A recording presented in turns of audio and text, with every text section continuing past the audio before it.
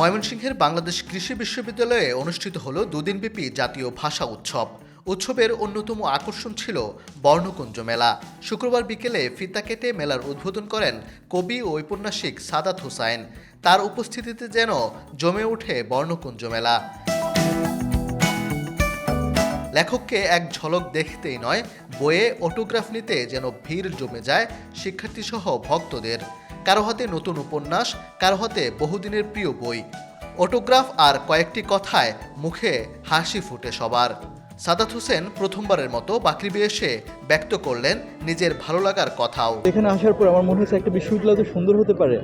একটা বিশ্ববিদ্যালয়ের মধ্যে রেল লাইন আছে, নদী আছে, ধান ক্ষেত আছে, মানে এত সুন্দর এই জায়গাটা।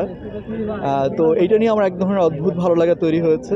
2 নম্বর ব্যাপার যে ভালো লাগা তৈরি হয়েছে সেটা হচ্ছে যে এখানকার ছেলেমেয়েরা যে এত বই পড়ে, মানে আমার ধারণা ছিল না এরকম। আমি এখানে এসেছি যে একটা বর্ণকুঞ্জ যেই মেলাটা হবে সেটা উদ্বোধন করতে, একটা সেশন আছে, কিন্তু আমি এসে দেখলাম যে এখানে আমার বইয়ের একটা স্টল আছে এবং সেখানে উপচে পড়া ভিড়। তো এটাও আমাকে মুগ্ধ এবং অভিভূত করেছে, একই সঙ্গে অনুপ্রাণিত করেছে। সন্ধ্যার পর সাংস্কৃতিক অনুষ্ঠান, আলোচনা আর কবিতা পাঠে জমে ওঠে এই আয়োজন। আয়োজকরা জানান, বিশ্ববিদ্যালয় শিক্ষার্থীদের ভাষাগত দক্ষতা যাচাই এবং যোগাযোগ দক্ষতা উন্নয়নের উদ্দেশ্যে এই আয়োজন। উৎসবের আয়োজন করেছে বাকৃবি ল্যাঙ্গুয়েজ ক্লাব।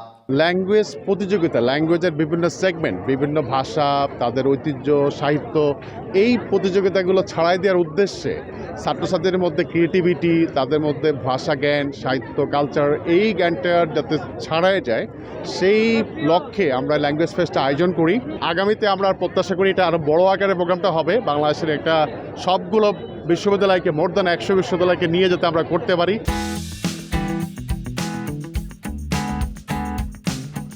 এর আগে সকালে বিভিন্ন ভাষায় দক্ষতা যাচাই প্রতিযোগিতার মধ্য দিয়ে শুরু হয় ভাষা উৎসবের তৃতীয় আসর। এতে দেশের 25টি বিশ্ববিদ্যালয় থেকে 3.5 শতাধিক শিক্ষার্থী অংশ নেন। দ্বিতীয় দিন শনিবার বিশ্ববিদ্যালয়ের সৈয়দ নজরুল ইসলাম সম্মেলন কক্ষে দিনভর আলোচনা সেশন ও পুরস্কার বিতরণের মধ্য দিয়ে শেষ হয় এবারের আয়োজন। ওবায়দুল হক, সময় সংবাদ, ময়মনসিংহ।